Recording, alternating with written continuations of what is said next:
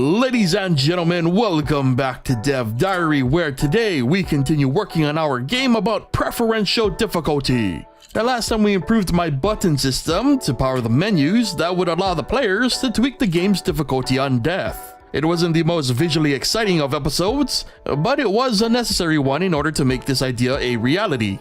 And before we could continue on that path, our menu still needed a bit more tweaking, specifically how to handle more than 5 options. And in order to keep track of everything, enums as well as global labels for each attribute were added, which also included a new attribute for enemy projectile speed.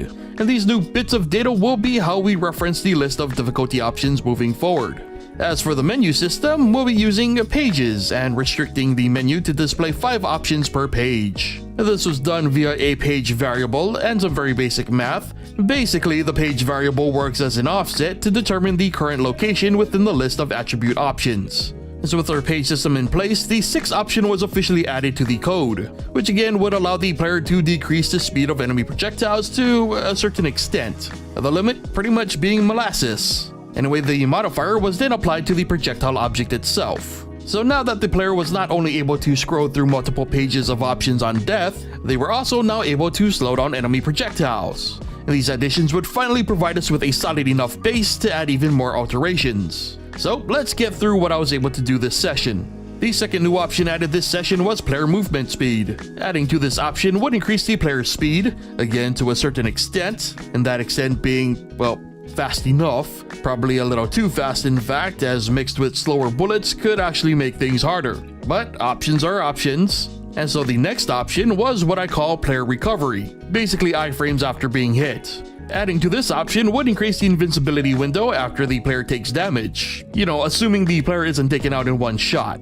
The 4th new option would be mischance. Adding to this option, well, increases the chance of the enemy projectiles missing the player altogether. Projectiles now need to roll below a certain threshold, starting at 1,000, in order to hit the player. For some reason, I had a massive brain fart when writing the code, confusing myself on how the chance rolls should work, but it got there eventually, allowing the player the chance to dodge a bullet automatically, or the enemy slowly going blind.